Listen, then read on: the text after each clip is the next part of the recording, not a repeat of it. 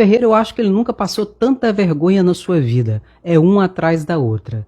E a Nízia Trindade, ministra da Saúde, além de desmentir na cara ali o Chupeta, não, o Nicolas Ferreira, e ela ainda deu uma aula para ele em que ele realmente passou vergonha. E eu quero compartilhar isso com você e peço para você compartilhar com outras pessoas, que é muito importante. Precisamos disso. Estamos carentes de palavras de consciência, de cidadania, de sanidade, de humanidade. Notadamente quando nos deflagramos e nos deparamos com deputados e senadores bolsonaristas. Não perca essa e compartilhe. Dá uma olhada. No seu primeiro discurso de posse, a senhora fez no mínimo, acredito, um aceno, se eu estiver enganado, que me corrija, a respeito de uma certa aproximação à legalização do aborto. Eu não, obviamente, vou discutir aqui a respeito desse tema, não é meu papel convencê-la.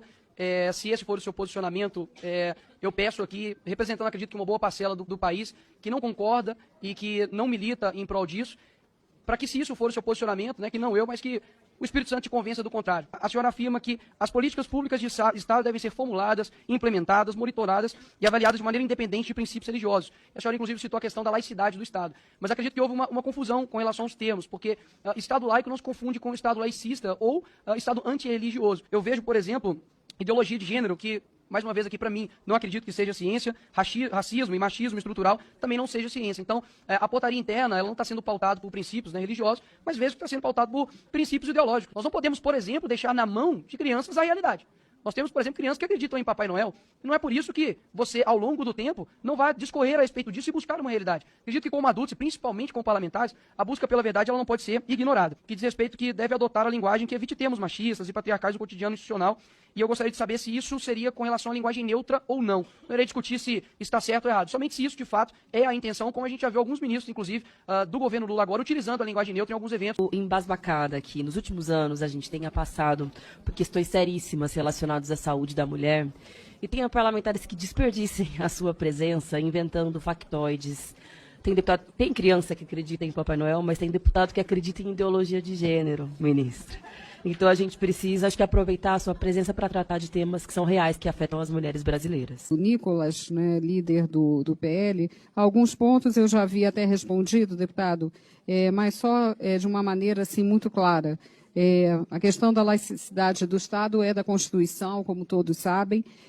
Em relação à religião, já também me pronunciei. Se o senhor assistiu ao meu discurso de posse, deve ter visto que houve também uma presença interreligiosa, de pastora, de padre, de rabina, de também um pai de santo, porque acredito no respeito à diversidade religiosa. Então, todos estavam presentes de forma simbólica àquele momento de posse no Ministério da Saúde e faço questão de reforçar esse tema da liberdade, do respeito à diversidade religiosa, ainda que, como eu disse, a atuação do Ministério da Saúde se dê como deve ser em termos laicos, mas acredito que o diálogo com os religiosos, e não sei se o senhor é religioso, mas se é, que nos ajude, por exemplo, para que não se propaguem as fake news contra as vacinas e contra a ciência.